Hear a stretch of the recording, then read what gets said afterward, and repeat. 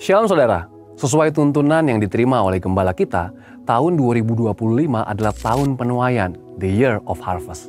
Namun penuaian tidak terjadi begitu saja. Ada beberapa hal yang harus kita perhatikan sebagai seorang penuai. Dalam Voice of Pentecost kali ini, kita akan membahas mengenai syarat untuk menuai. Matius 4 ayat 19 menuliskan, Yesus berkata kepada mereka, "Mari, ikutlah aku dan kamu akan kujadikan penjala manusia." Hal ini merupakan panggilan Tuhan Yesus untuk semua orang percaya, yaitu mengikut Yesus dan menjadi penjala manusia melalui pemberitaan Injil keselamatan, melalui perkataan dan perilaku kita yang baik, sehingga jiwa-jiwa yang terhilang diselamatkan. Menarik karena dalam bahasa aslinya kata kujadikan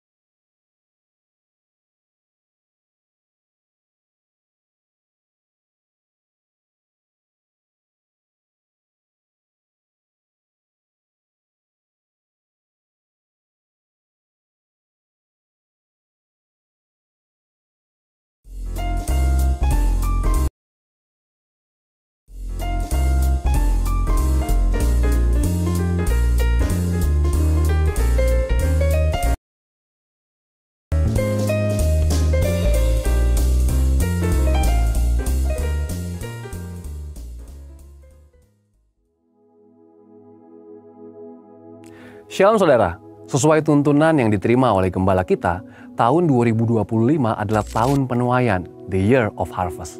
Namun penuaian tidak terjadi begitu saja. Ada beberapa hal yang harus kita perhatikan sebagai seorang penuai. Dalam Voice of Pentecost kali ini, kita akan membahas mengenai syarat untuk menuai. Matius 4 ayat 19 menuliskan, Yesus berkata kepada mereka, "Mari, ikutlah aku dan kamu akan kujadikan penjala manusia."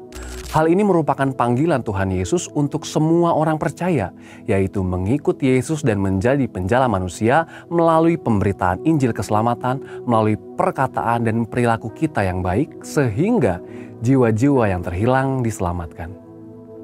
Menarik karena dalam bahasa aslinya kata kujadikan adalah poieo yang artinya to make ready atau to prepare. Kata ini menunjukkan bahwa sebelum orang percaya diutus untuk menjala manusia, Tuhan Yesus akan memperlengkapi mereka terlebih dahulu sampai mereka siap. Dia menetapkan syarat bagi orang-orang pilihannya untuk melakukan pekerjaan ini. Syarat untuk menuai yang pertama adalah hidup suci. Filipi 2 ayat 15-16a menuliskan, supaya kamu tidak bercacat dan tidak bernoda sebagai anak-anak Allah yang tidak bercela di tengah-tengah orang yang jahat dan sesat ini, sehingga kamu bercahaya di antara mereka seperti bintang-bintang di dunia sambil berpegang pada firman kehidupan. Saudara, Tuhan melihat sampai kedalaman hati, sedangkan manusia cenderung melihat apa yang nampak dari luar. Bagaimanapun fasihnya kita memberitakan Injil, orang-orang akan melihat bagaimana kehidupan kita. Apakah hidup kita selaras dengan firman yang kita beritakan atau tidak? Saat orang memandang cara hidup kita selaras dengan firman Tuhan, berbeda dengan cara hidup dunia, maka mereka akan percaya akan pemberitaan kita dan akhirnya mau menerima Yesus. Syarat untuk menuai yang kedua adalah dipenuhi dengan Roh Kudus. Yohanes 15 ayat 5 menuliskan, "Akulah pokok anggur dan kamulah ranting-rantingnya. Barang siapa tinggal di dalam aku dan aku di dalam dia, ia berbuah banyak. Sebab di luar aku kamu tidak dapat berbuat apa-apa." Banyak orang percaya kepada Roh Kudus tetapi sedikit yang menyediakan tempat baginya dalam kehidupan mereka. Ketika Roh Kudus bergerak, orang percaya baik pria maupun wanita akan bernubuat. Dari yang muda sampai yang tua akan mendapat mimpi dan penglihatan. Mereka akan melakukan pekerjaan-pekerjaan yang telah Yesus lakukan, bahkan yang lebih besar sehingga nama Tuhan dimuliakan. Tuhan bergerak melalui orang percaya yang mempersiapkan diri mereka sesuai dengan firman-Nya. Nah, bagaimanakah persiapan orang percaya untuk diberdayakan Roh Kudus? Orang percaya harus dimeteraikan Roh Kudus. Ketika seorang percaya kepada karya keselamatan Tuhan Yesus di kayu salib, maka orang tersebut dimeteraikan dengan Roh Kudus sebagai jaminan keselamatan. Roh Kudus mulai berdiam di hati orang yang percaya kepada Tuhan Yesus. Lalu dibaptis Roh Kudus. Baptisan Roh Kudus bukanlah untuk keselamatan, tetapi pemberdayaan dari Roh Kudus untuk melengkapi orang percaya bagi pelayanan. Baptisan Roh Kudus terjadi sebagai penggenapan janji Tuhan kepada murid-muridnya. Baptisan Roh Kudus memberdayakan mereka menjadi saksinya. Roh Kudus memberikan kemampuan, keefektifan, keefisienan dalam kesaksian mereka. Jadi baptisan Roh Kudus sejatinya diberikan untuk pemberitaan Injil. Gereja Betel Indonesia meyakini bahwa tanda awal orang dibaptis Roh Kudus adalah berbicara dalam bahasa roh. Dan kemudian dipenuhi Roh Kudus. Pemenuhan Roh Kudus terjadi ketika seseorang membangun keintiman dengan Roh Kudus melalui doa, pujian dan penyembahan hari demi hari dan menghasilkan buah Roh Kudus. Syarat untuk menuai yang ketiga adalah bersedia diutus. 2 Korintus 5 ayat 18-20 menuliskan, semuanya ini dari Allah yang dengan perantaraan Kristus telah mendamaikan kita dengan dirinya dan telah mempercayakan pelayanan pendamaian itu kepada kami. Sebab di dalam Kristus Allah mendamaikan dunia dengan dirinya tanpa memperhitungkan pelanggaran mereka, dan Dia telah mempercayakan berita pendamaian itu kepada kami. Jadi kami ini utusan-utusan Kristus, sebab Allah menasihati kamu dengan perantaraan kami. Dalam nama Kristus kami meminta kepadamu, berilah dirimu didamaikan dengan Allah.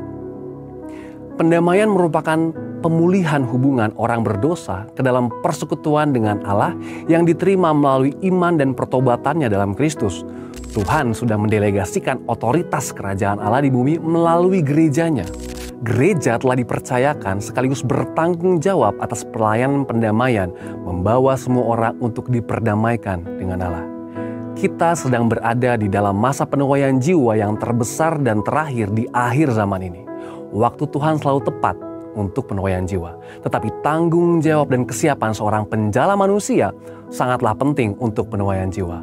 Sekarang saatnya kita bergerak sebagai seorang penuai. Bersiaplah, harvest now. Saudara, untuk penjelasan lebih lengkap dari tim teologi kami, silakan buka link yang ada di atas atau scan QR Code yang tersedia. Tuhan Yesus memberkati.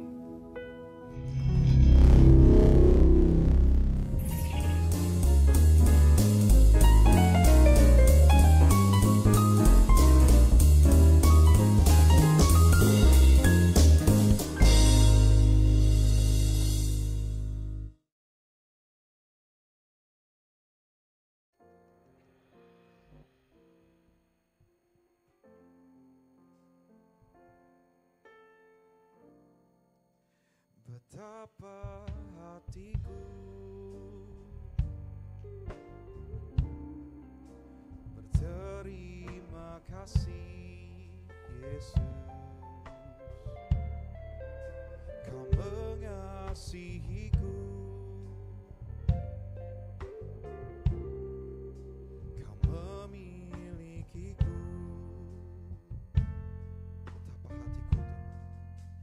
Betapa hatiku berterima kasih, Yesus. Kau mengasihiku, Kau memilikiku. Hanya ini Tuhan. Hanya ini Tuhan, persembahanku, segenap hidupku, jiwa dan ragaku. Sebab tak ku miliki harta kekayaan yang cukup berarti untuk ku persembahkan. Hanya ini Tuhan, permohonanku, terimalah Tuhan.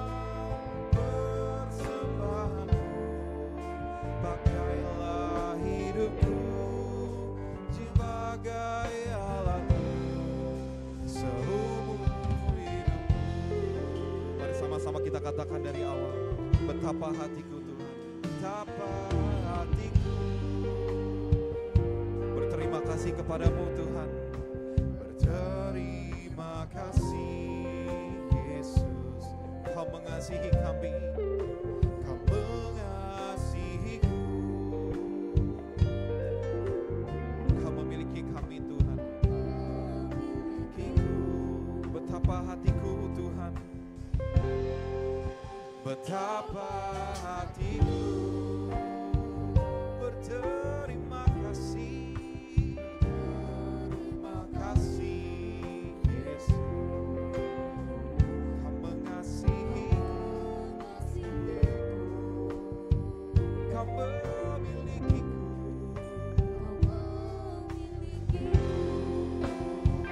Hanya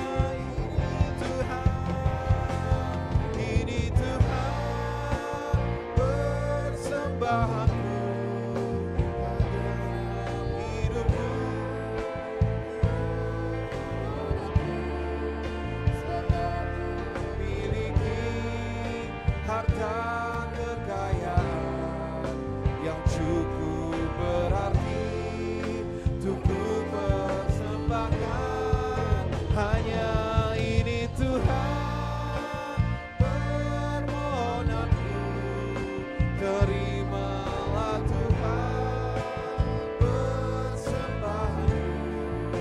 Pakailah hidupku sebagai alatmu seumur hidupku.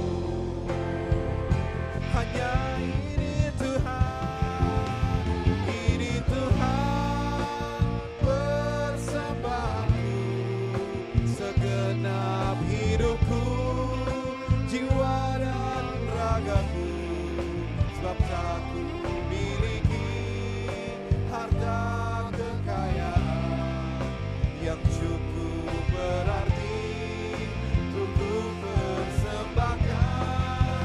Hanya ini Tuhan permohonanku, terimalah Tuhan persembahanku. Pakailah hidupku sebagai alatmu seumur. Mari sekali lagi kita sembah Tuhan kita. Hanya ini Tuhan, hanya ini Tuhan yang dapat kami sembahkan untuk Kau, yang dapat kami persembahkan di hadapan-Mu Tuhan. Segenap hidup kami, segenap jiwa kami Tuhan, kami rindu kepadamu Tuhan. Kami rindu dipakai sebagai alat-Mu Tuhan. Karena hanya ini Tuhan permohonan kami Tuhan. Kami ingin dipakai seumur hidup kami untuk memuji dan melayani-Mu Tuhan. Terima kasih Tuhan. Oh, terima kasih.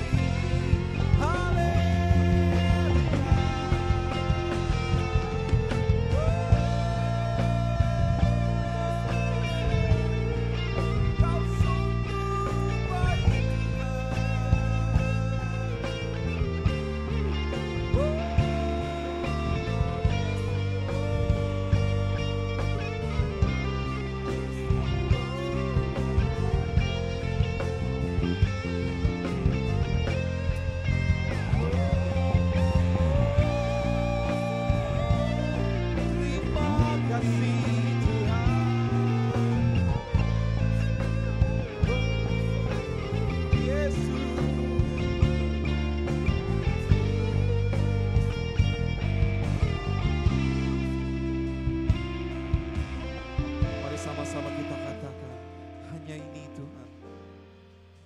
Hanya ini Tuhan persembahanku, segenap hidupku, jiwa dan ragaku, sebab tak ku miliki harta kekayaan yang cukup berarti untuk ku persembahkan.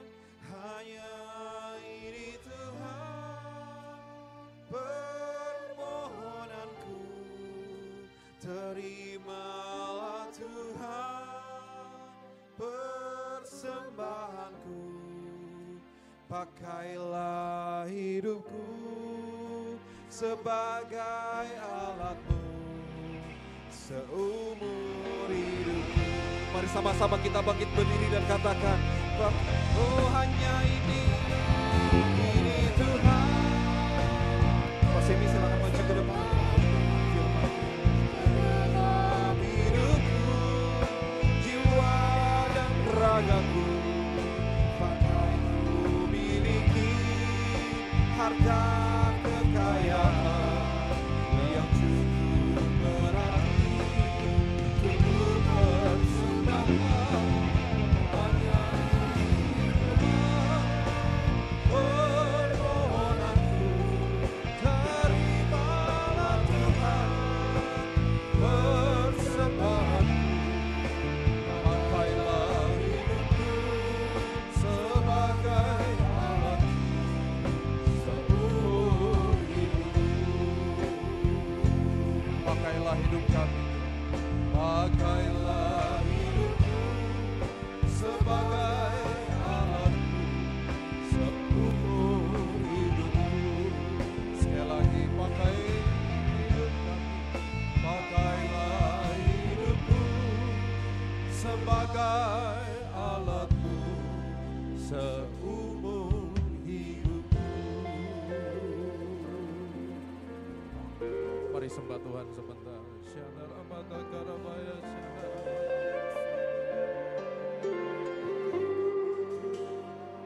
Sayang kami sembah Tuhan.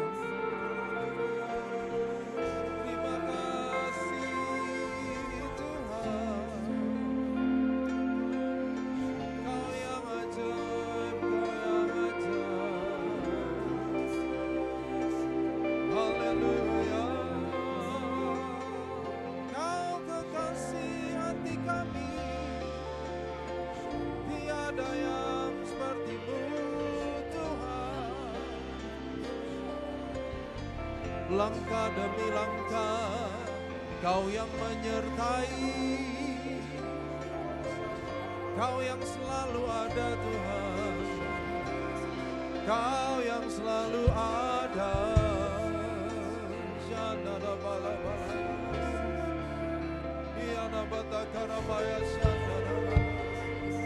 Dengan apa kami boleh membalasnya? Terima kasih Tuhan. Dengan apa kami boleh membalas kebaikan-Mu?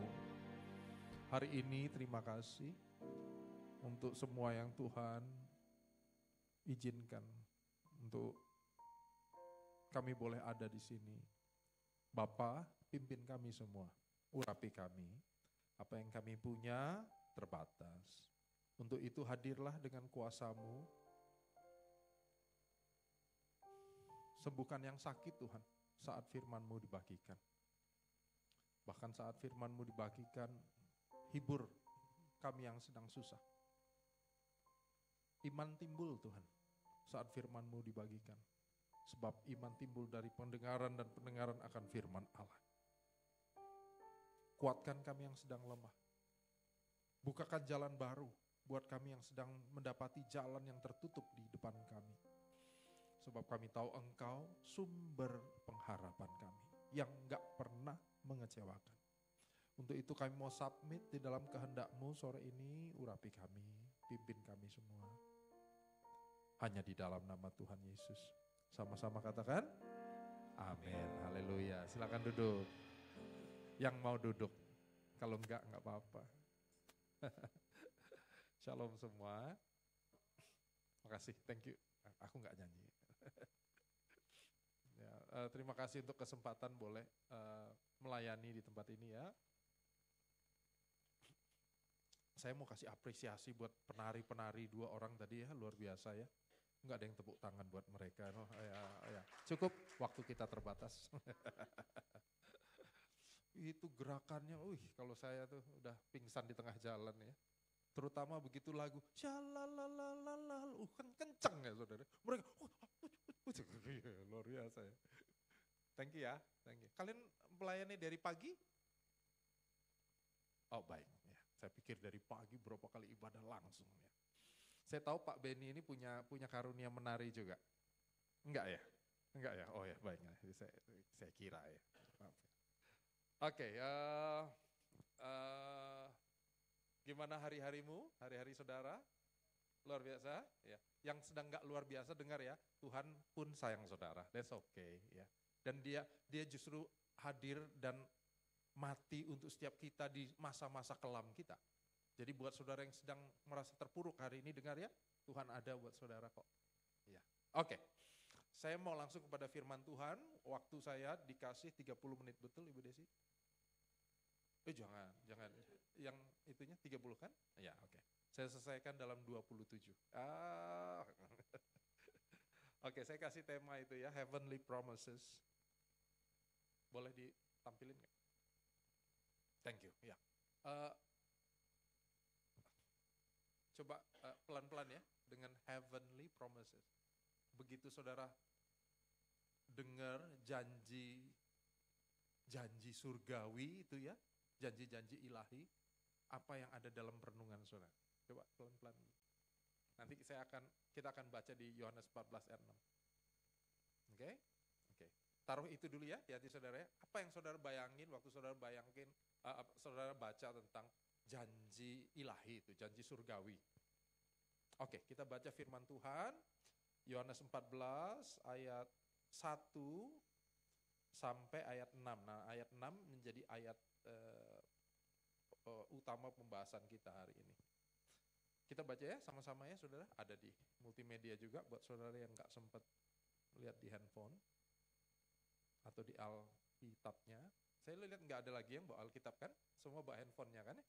Jadi Alkitab kita ada di handphone kita, ya nggak apa-apa. Jangan merasa tertuduh dong, nggak ada yang amin sih. Iya nggak apa-apa.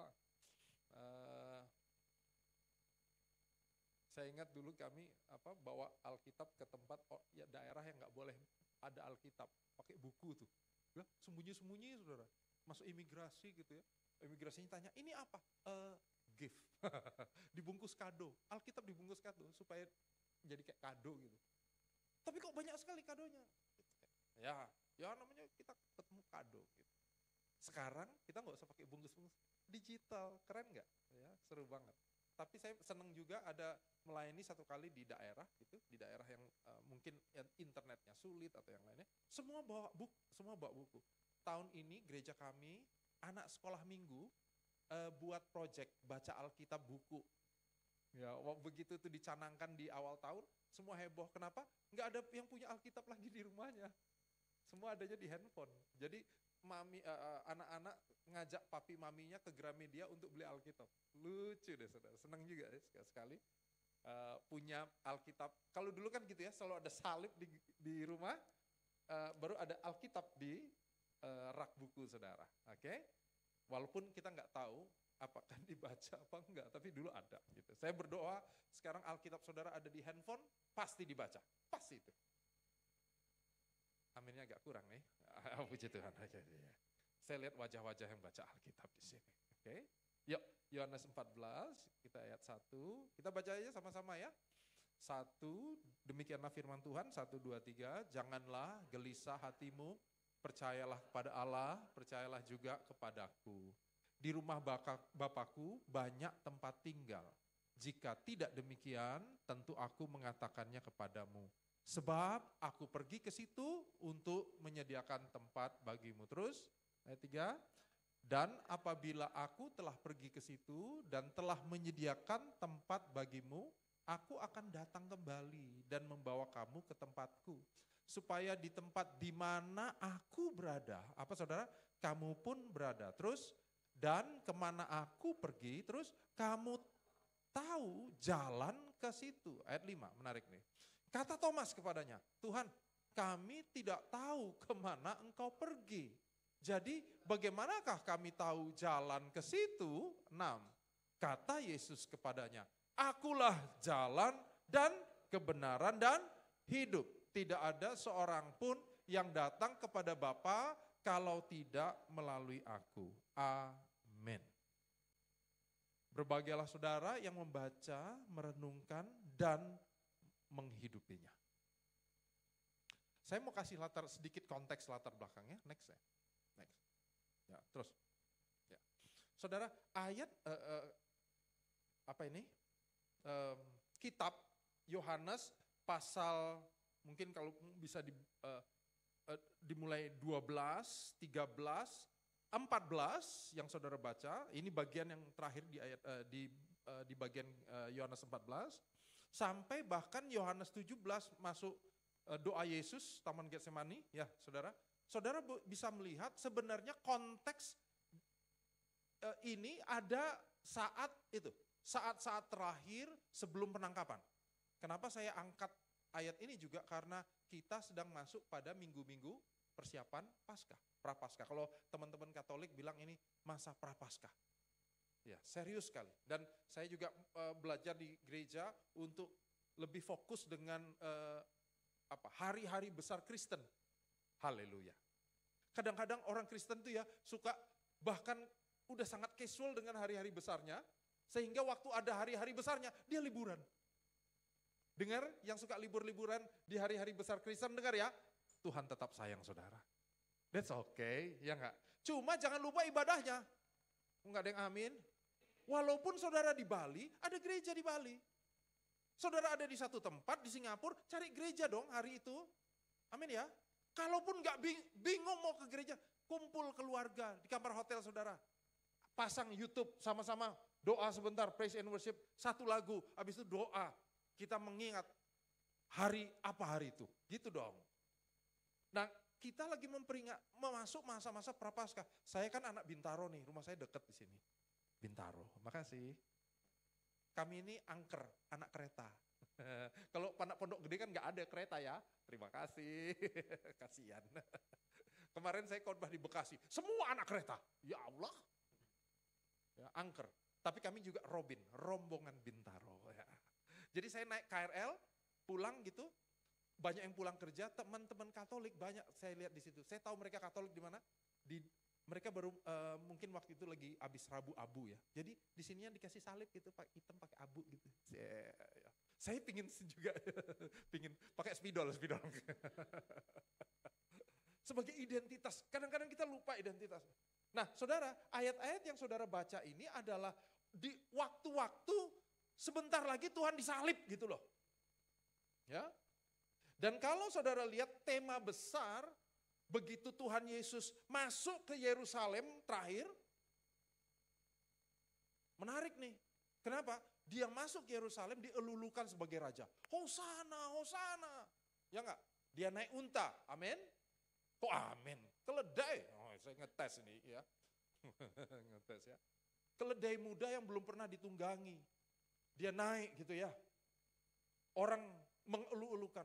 Itu masuk sekitar hari Senin. Dengar saudara, hari Jumat, mungkin orang yang bersorak sama ini adalah orang juga yang bersorak, salibkan dia, salibkan dia. Ya ampun.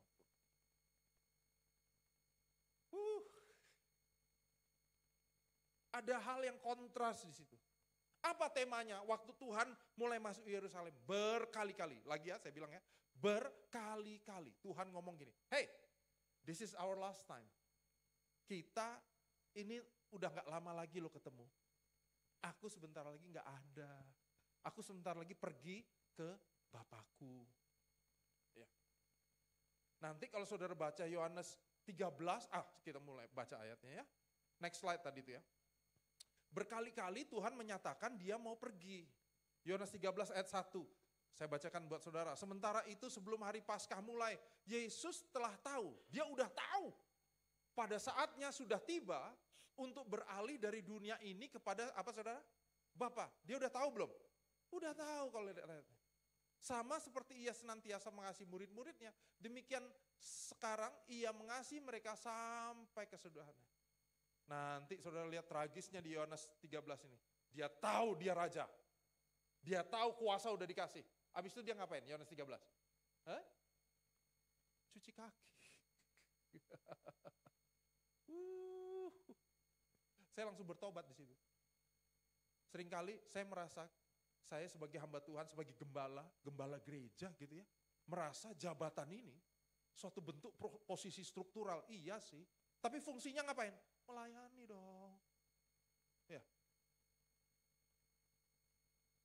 Pinginnya dispesialkan gitu loh. Ya. Saya harus bertobat duluan nih, saudara. Tuhan Yesus tahu dia sudah diberikan kuasa. Apa yang dia lakukan? Mencuci kaki. Murid-muridnya aja nggak cuci kaki. Karena kenapa? Orang Yahudi cuci kaki itu hanya untuk budak. Bahkan budaknya pun nggak budak Yahudi. Nggak orang Ibrani. Cari budak bangsa lain. Kenapa? Untuk mencuci kaki itu demikian rendah gitu. Tuhan Yesus cuci kaki murid-muridnya. Wah. Terusin tadi ayat tadi. Yohanes 13 ayat 31 di situ. Ya, sesudah Yudas pergi, berkatalah Yesus sekarang, anak manusia dipermuliakan dan Allah dipermuliakan di dalam dia. Kenapa? Tuhan lagi ngomong, hei sebentar lagi aku nggak ada. Selalu bisa bayangin, dia cuci kaki orang yang akan nyerahin dia. Kalau saya jadi Tuhan Yesus, untuk kaki Yudas, saya pakai air panas. Tolong didihkan air dulu ya. Ini kaki Yudas nih, saya tahu deh. Enggak dong, dia memilih untuk merendahkan hati. Dia lagi ngomong, hey this is our last time. Ini waktu-waktu kita terakhir. Terus, kita banyak baca ayat nih, terus. Yohanes 13 ayat 6. Simon Petrus berkata pada Yesus, Tuhan, kemana engkau pergi? Jawab Yesus, ke tempat aku pergi engkau tidak dapat mengikuti. Aku sekarang, mengikuti aku sekarang. Tetapi kelak engkau akan mengikuti aku. Yohanes 14 ayat 12. Aku berkata kepadamu, sesungguhnya barang siapa percaya kepadaku, ia akan melakukan juga pekerjaan yang aku lakukan. Seringkali kita kutip ayat ini dipotong, belakangnya enggak kita baca. Bahkan pekerjaan-pekerjaan yang lebih besar daripada itu, apa saudara? Sebab aku pergi. Konteks ayat ini lagi ngomong, hei aku pergi nih. Dia lagi menghibur murid-muridnya. Don't worry. Ya. Berikutnya dalam perikop ini, Tuhan menjanjikan Roh Kudus, penghibur itu untuk murid-muridnya. Jadi konteks ayat-ayat yang kita baca adalah konteks untuk menghibur. Terus ya, Yohanes 14 ayat 28. Kamu telah mendengar bahwa aku telah berkata kepadamu, aku pergi. Tuh. Udah dengar loh ya, aku pergi nih. Tetapi aku datang kembali kepadamu, sekiranya kamu mengasihi aku, kamu tentu akan bersuka cita karena aku pergi kepada Bapakku. Wow, mixed feeling ya, mixed feeling. Pergi sih, tapi Tuhan Yesus bilang, kalau kamu betul-betul ngerti ya, harusnya kamu happy. Karena aku pergi ke rumah Bapakku. Hari ini Pastor Rahel lagi pelayanan kedukaan, betul? Antok juga tadi ke sana. Saya minggu lalu pelayanan kedukaan, jemaat meninggal papahnya. Mixed feeling kita. Kenapa? Meninggalkan sih. Tapi kita tahu dia kembali ke Bapak. Wah, kita sedihnya apa? Memorinya. Tapi kita tahu ada pengharapan di situ. Tapi Tuhan berkali-kali ngomong tentang dia mau pergi. Lihat ini, next. Berita ini menghancurkan harapan murid-murid. Kenapa mixed feeling? Menghancurkan. Wong aku udah full time untuk Yesus 3 tahun. Sekarang yang aku ikuti pergi. Ya Allah. Ya. Aku udah korbankan segalanya. Kok sekarang Tuhannya gak ada, yang diikuti gak ada. Terus berita ini bahkan mengacaukan rencana. Karena kalau saudara lihat di pasal-pasal berikutnya, ada murid-murid yang kepikiran akan memerintah bersama, ya enggak? Ya. Ngomong sama maminya, ngomong coba sama Tuhan Yesus. Tuhan Yesus, seorang ibu datang kepada Yesus. Guru, nanti kalau engkau sudah memerintah, jangan lupa 2 anakku itu ya, Yakobus, Andreas ya. Kalau boleh 1 di kanan, 1 di kiri. Ya.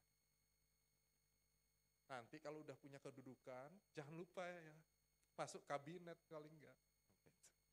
Ya. Makanya sekarang lagi kampanye disupport nih. 3 tahun pelayanan Tuhan Yesus disupport.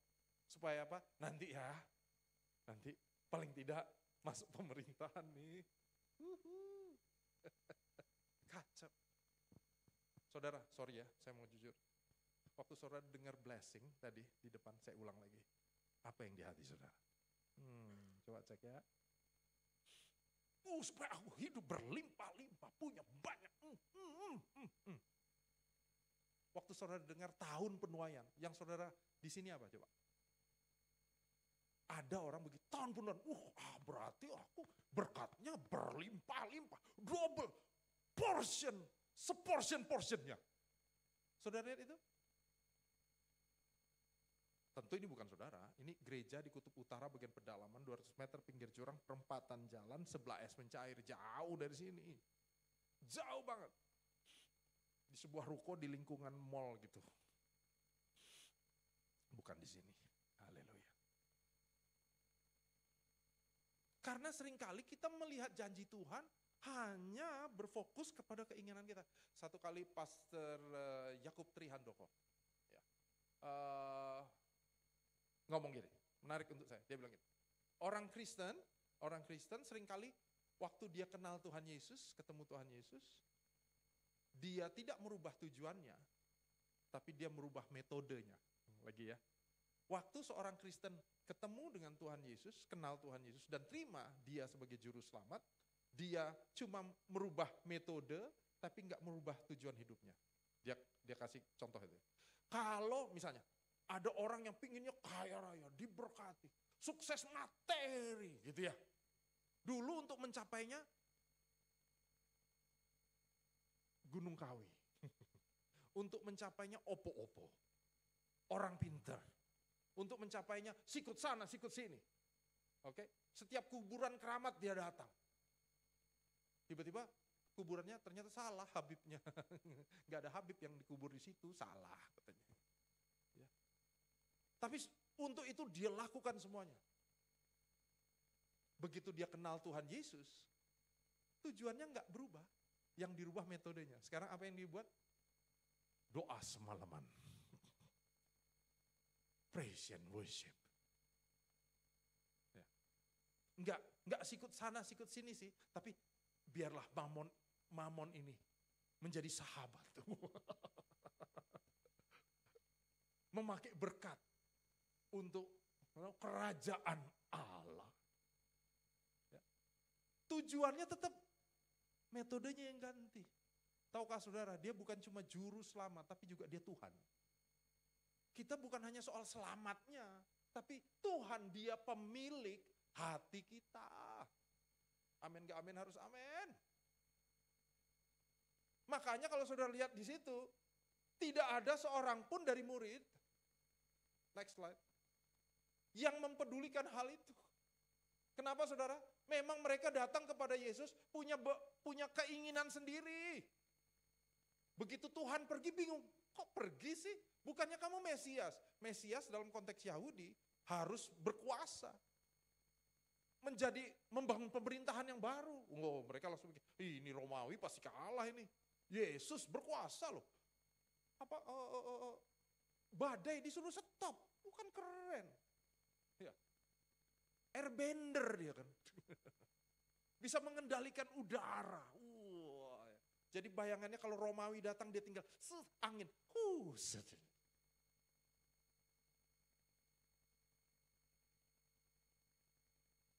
Tapi Yesus memilih saat semua orang gak peduli. Dalam kesendirian atas pengkhianatan. Yesus memilih, next slide, untuk menghibur dan menguatkan mereka. Itu Allah saudara, Allah saya. Makanya kalau kita lihat di ayat-ayat yang sudah kita baca tadi ya saudara, next. Lagi, next. Ada dua hal yang penting di situ. Tuhan kasih penghiburan. Apa saudara? Janganlah gelisah hatimu.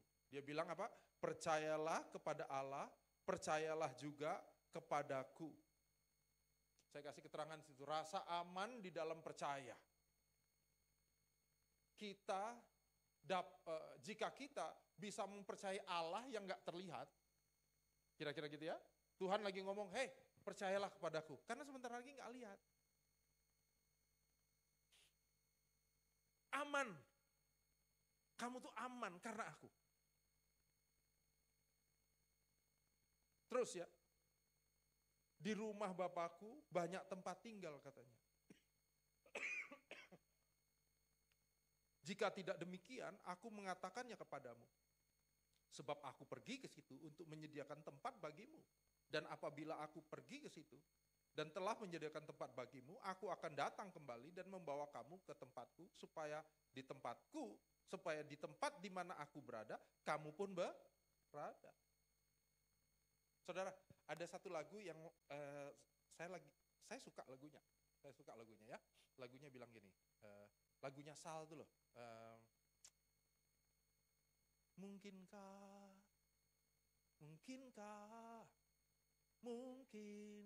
gitu ya.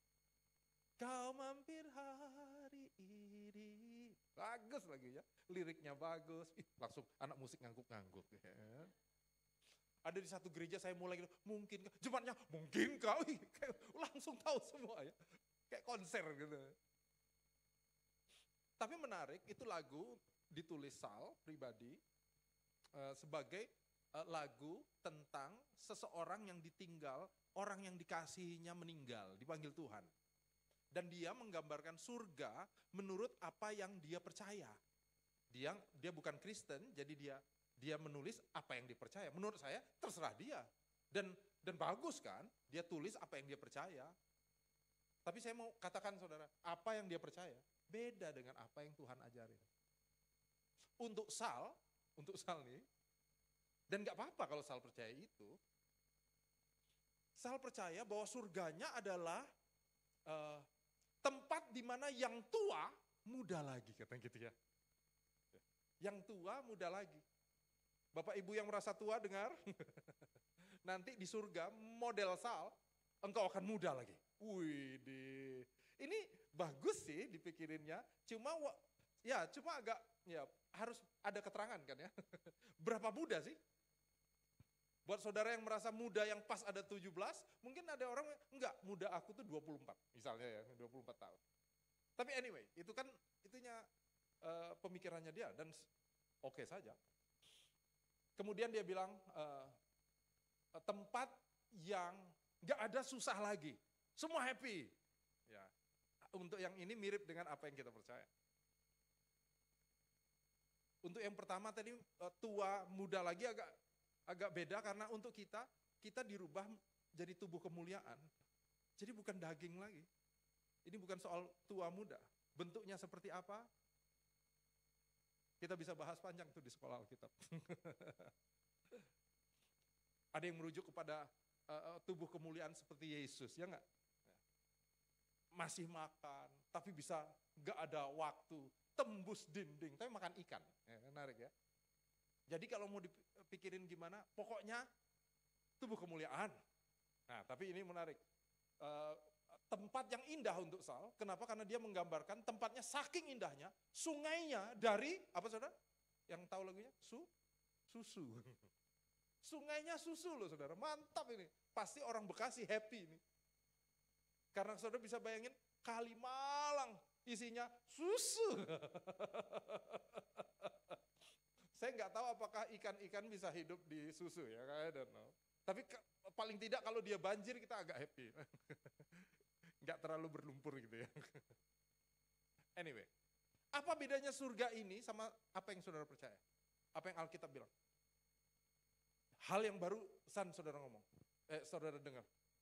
Surga kita saudara, tentu tempat yang indah, ya digambarkan itu. Dengan terbatas penulis Alkitab, terutama Yohanes menggambarkan ini di kitab Wahyu. Dengan terbatas dia bayangin apa yang dia lihat, dia melihat misalnya jalannya emas gitu ya. Tempat yang luar biasa, hal-hal yang dia pikir baik ada di situ. Tapi yang menarik di ayat tadi jelas bahwa gini, surga saudara dan saya ada persekutuan antara Kristus dengan kita. Jadi untuk orang Kristen, saudara, kalau hanya tempatnya bagus, tapi nggak ada Kristus, bukan surga. Lagi ya, kalau hanya tempatnya bagus, tapi bukan Kristus, bukan surga itu. Buat orang Kristen, surga itu tempat kita bersekutu dengan Dia. Bahkan karena hal itu juga, surga bisa kita dapatkan saat ini. Saat Kristus ada di hatimu. Gak usah nunggu nanti. Ini yang Tuhan lagi bicarakan saat Dia mau pergi. Kenapa saya ngomong ini? Nah ini nih, ya, ini bagian terakhir. Saudara suka kata itu? Terakhir, haleluya. Ya. Di gereja saya kalau saya bilang terakhir, yang letih lesu berbeban berat dikuatkan. Haleluya. Coba refleksi itu ya, coba refleksikan itu ya. Ya. Apakah kita sudah merasa aman dalam percaya? Coba pelan-pelan nih. Apa bentuk rumah Bapa yang kita rindukan? Apakah saudara udah aman dengan percaya kita? Ataukah rasa aman kita masih butuh sesuatu yang lain ya? Apakah rasa aman saudara butuh bentuk nyatanya gitu ya? Di tahun ini bentuk pelayanan kami, saya dan istri itu berubah gitu. Nah, kami sudah melihat itu di awal tahun 2024. Jadi saya dari awal 2024 saya udah mulai mikirin, kita akan ada pelayanan perubahan di tahun 2025. Jadinya tentu kita harus buat penyesuaian, perubahannya bentuknya juga mungkin ekonomi rumah tangga kami juga akan berubah, strukturnya gitu ya. Dan saya mulai mikirin itu. Dan sebagai cowok, ya cowok kan, percayalah saya cowok. Pronoun saya he. Sebagai kepala rumah tangga, suami gitu ya saudara. Automatically seringkali, secara otomatis, saya itu langsung mikirin, jalan keluarnya gimana ya? Mulai berstrategi tuh. Ya. Kalau gini, oke, ini yang harus kita bangun. Ini untuk mempersiapkannya gini. Ya, oke. Itu mulai saya pikirin tuh dari awal tahun. Ya. Relax saja, memikirkan itu, jalan gitu. Nah, sampai bulan Oktober mendekati tahun ini ya, saya mulai ngomong sama istri saya. Ya. Kalau saya itu orang how to, ya, gimana, strateginya apa, langkahnya apa kemudian, itu saya. Ya. Mungkin banyak pria juga kayak gitu ya, how to. Kalau istri saya yang tercantik di dunia, ya. Kalau saya kan ekstrovert ya, kayak gini nih ya, ekstrovert. Kalau istri saya itu orangnya introvert, perenung ya, perenung. Padahal ya kan, jadi kami itu ada darah timurnya semua. Papa saya Manado, mama saya Jawa, Tegal. Tapi saya lahir besar di Riau, di Pekanbaru. Jadi culture saya Sumatera. Istri saya, papanya Ambon. Pras, ya enggak. Ya. Maminya Jawa, Kutoharjo, halus. Lahir besar di Pelabuhan Ratu, Bu. Jadi ngomongnya Sundaan, Sunda gitu. Mukanya muka Ambon tapi Sunda ngomongnya. Lucu ya. Lucu deh. Ya. Gemes. Nah, istri saya itu orangnya konseptual. Dia tuh perenung. Dia selalu bertanyanya why, dan saya udah tahu itu. Kalau saya gimana? How to ya. How? Kalau istri saya why. Jadi mendekati begitu Oktober, saya ingat mendekati November, saya ngobrol sama istri saya. Lagi sarapan gitu, Yang, kan kita udah lagi mikirin ya untuk saya panggil dia Yang bukan karena kepalanya peyang ya. Kayak saya sayang dia ya. Soalnya jangan bilang, pendeta kok ngebully istrinya, bilang peyang enggak. Ini saya sayang banget sama dia. Nah, saya ngomong gini, Yang, kita kan udah ngomongin, mulai mikir untuk yang tahun depan itu ya. Ya, jadi saya bilang gini, jadi Yang, ada hal yang kita harus perhatiin. Gini, ini mungkin akan ada berubah gini. Nah, ada baiknya kita gini, gitu. Itu saya ya, istri saya. Sudah tahu dong ya, dia akan kemana tahu dong. Kalau saya kan gini, dia akan selalu Why? Kenapa? Saya jelasin. Gini loh, karena gini. Lagi saya jelasin, istri saya nanya saya gini. Oke, dia oke. Baru dia bilang, yang kamu khawatir nggak? Saya terdiam. Sedikit merasa diserang. Ya, kok malah ditanya, khawatir? Kamu khawatir ya? Tapi saya lagi membiasakan diri, saudara, apa-apa di dalam, walaupun seringkali di dalam nih kesombongannya gede, saudara, bergemuruh kesombongan saya itu tinggi sekali. Percaya deh. Ya. Jadi misalnya istri saya ngomong apa gitu, di dalamnya sering defense dulu. Seringkali, bener, swear deh. Ya. Misalnya istri saya, ini yang baru-baru terjadi ya. Saya lagi pakai sepatu, pelayanan saya dari pagi sampai sore. Istri saya dengan manisnya ngomong gini, yang jangan lupa ya, bawa sendal, karena kamu sampai sore, gitu ya. Dia di hati saya, di dalam nih, ngomong gini, emang kalau sepatu doang kenapa? Gitu loh, di dalam sini loh. Dan itu memang harus dipaparkan dengan Injil, kalau enggak kacau hidup saya, beneran. Nah, waktu dia jawab, dia tanya, kamu khawatir ya? Saya tuh mau defense, saya bilang, oh enggak, I'm good, no problem, kita bisa atasi, gitu. Itu di dalam, beneran Ben, kok kayaknya kamu gak percaya sih Ben? Beneran. Tapi saya, kenapa saya harus marah juga? Kenapa saya harus gitu? Baru saya bilang sama istri saya, iya aku kayaknya ada khawatirnya. Khawatir. Pertanyaan berikut yang saya udah tahu dia akan dia bilang gini, why? Why khawatir? Saya langsung bertobat dari itu, saudara. Kenapa? Yang tadi kita baca, saya ternyata menaruh aman saya itu di rencana-rencana saya. Kalau saya nggak punya rencana, maka saya nggak aman. Dengan saya punya rencana, amanlah saya. Padahal harusnya kan amannya bukan di rencana dong. Nggak ada yang amin? Iya. Amannya harus di dalam Kristus dong. Di sini saya bertanya, ya ampun, iya ya aku, aduh kacau. Hari ini saya bertanya, Tuhan ampuni aku ya. Aku kok lebih percaya dengan rencanaku. Itu kekuatan sendiri, saudara. Kok aku lebih percaya rencanaku. Tiba-tiba damai sejahtera. Saudara, masalahnya langsung gak berubah. Haleluya. Gak berubah. Tapi hatiku dikuasai damai sejahtera Tuhan tuh mulai bulan Oktober. I'm good. Hari ini sudah masuk hampir bulan April, saudara.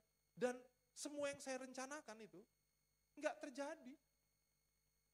Dan yang terjadi hari ini pemeliharaan Tuhan. Iya enggak? Saudara, apakah kita bisa aman di dalam Tuhan? Tes hati saudara. Ya. Apa yang Tuhan bilang di situ? Nah, yang menarik, next tuh ya, provision, abis provision. Ya. Yohanes 14 ayat 45. Mungkin mewakili kita ya. Tuhan udah terangin gitu, tiba-tiba Thomas datang. Tuhan, sorry nih, sorry banget. Kami tuh nggak tahu Tuhan mau kemana. Aduh, Tuhan kami nggak tahu kemana Engkau akan pergi. Jadi kami gimana dong Saudara, kalau nggak tahu dengar ya, datang sama Tuhan, jujur aja. Ya, gak usah, kami tahu, gak usah, santai aja. Datang sama Tuhan, iya nggak tahu. Kata Yesus menarik di situ. Next slide. Kata Yesus kepadanya, akulah jalan dan kebenaran dan hidup. Tidak ada seorang pun yang datang kepada Bapa kalau tidak melalui aku. Next slide. Ini salah satu, kalau di kitab, kitab Yohanes, ada 7 kata ego eimi itu ya. 7 kata pengakuan Yesus tentang siapa keberadaan dirinya. Akulah roti hidup, akulah terang dunia, akulah pintu, gembala yang baik, kebangkitan yang hidup, akulah jalan kebenaran yang kita barusan baca, akulah pokok anggur. Dia menyatakan kedaulatannya sebagai Tuhan di situ, ilahi. Next slide. Yesuslah pribadi yang mengerjakan kemenangan buat saudara. Katakan amin. Yes. Dia yang ngerjain saudara. Kemarin kami lagi buat seminar, tiba-tiba satu adik rohani saya nanya, Kak, ada Q&A, baru dia tanya, Kak, saya ini kadang-kadang masih suka jatuh dalam kekhawatiran, apa itu? Suka takut, masa depan. Aku harus ngapain lagi ya? Katanya. Aku bilang, hey, kalau lihat apa yang firman Tuhan ceritakan buat kita, justru kamu gak boleh buat apa-apa. Justru kamu harus tahu, Yesus yang sudah menyelesaikannya. Tuhan yang sudah buat. Kita percaya kepada rencana Tuhan. Apa yang Tuhan nyatakan di situ? Satu, Yesus. Terus, Yesuslah, next. Yesuslah jalan. Oke. Dia sedang menunjukkan jalannya buat kita. Amin? Enggak. Aduh. Kok amin sih? Dia lagi ngomong gini, jalannya aku. Dia bukan lagi nunjukin, itu loh jalannya ya. Enggak, ini loh. Ya, apa janji Tuhan? Dirinya sendiri, saudara. Yang sedang mengerjakannya dalam kita. Terus, dia bilang, Yesuslah, akulah kebenaran. Akulah jalan, akulah kebenaran. Dia kebenaran. Dia bukan guru kebenaran yang lagi ngajarin kita moralisme. Enggak. Dia kebenaran. Oh, sampai emosi nih aku. Maaf ya, saya turunin dikit. Dan terakhir, akulah apa saudara? Hidup, kehidupan. Bukan lagi nunjukin, kalau mau hidup gini loh, gini. Enggak, kalau mau hidup, aku. Akulah jalan, kebenaran, kehidupan. Saya undang pemusik. Jadi saudara bisa lihat next slide terakhir. Orang agamawi akan melihat Tuhan sebagai pribadi yang bermanfaat buat dia. Terima kasih guys.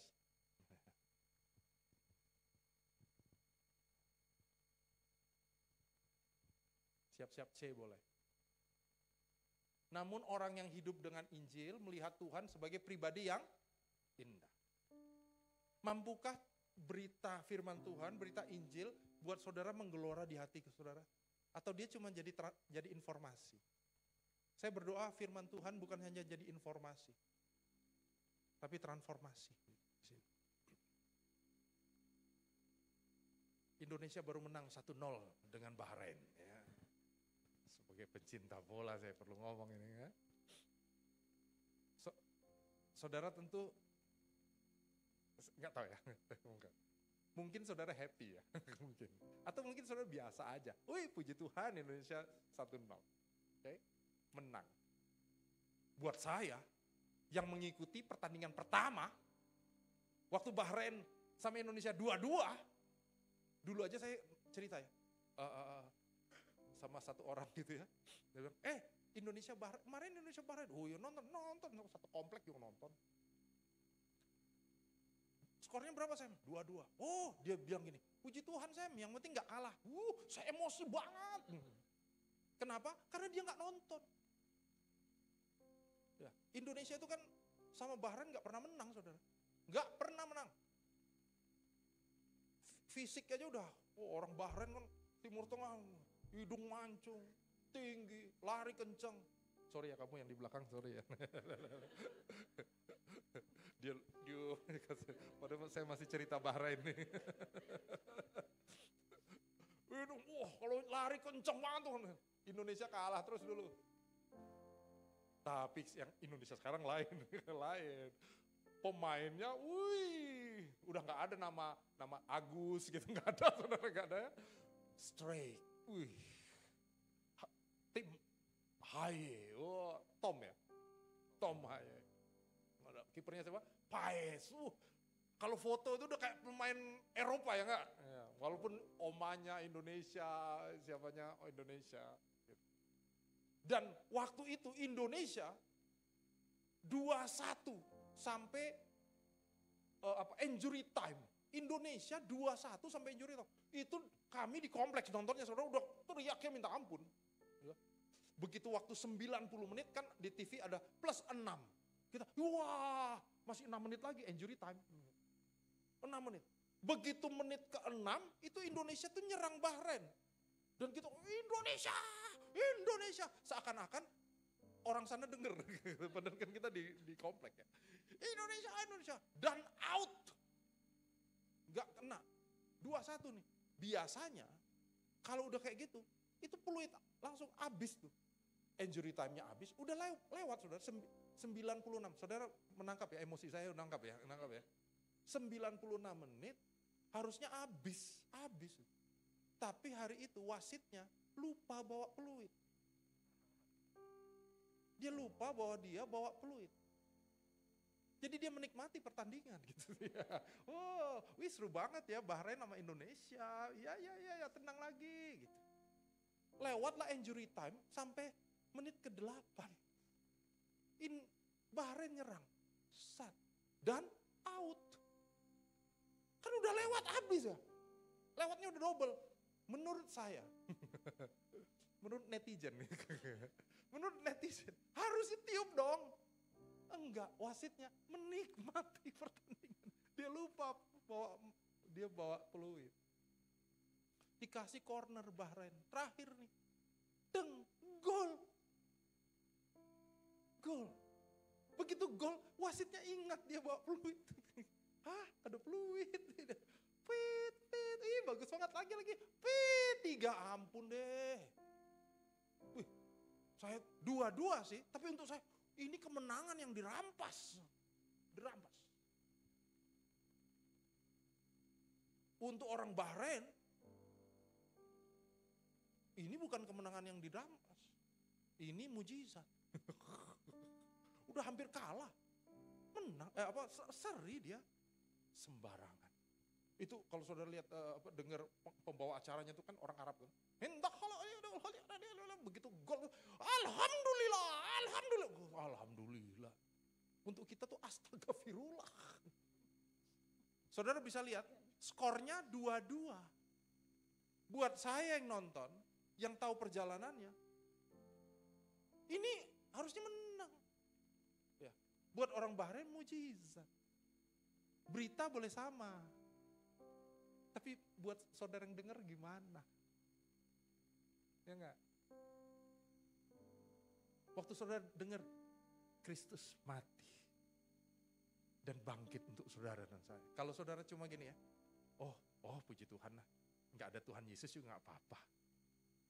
Dia kan jadikan kita orang Kristen yang lebih baik. Enggak saudara, dia nggak menjadikan kita orang Kristen yang lebih baik.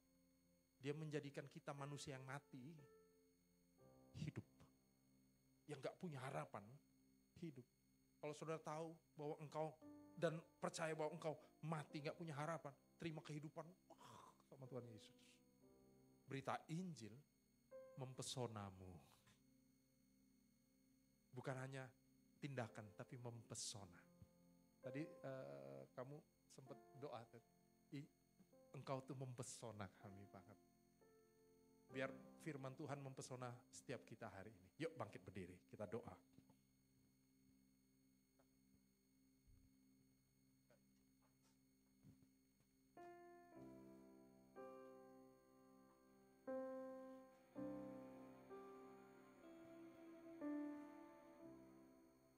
Sungguh besar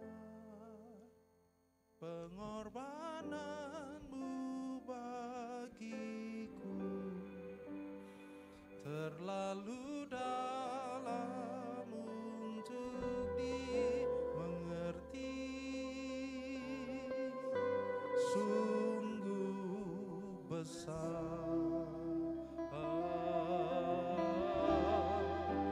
sungguh indah yang kau pikirkan tentangku, tak terselami bagiku. Sungguh indah, lagi katakan sungguh besar kau Tuhan, sungguh besar pengorbananmu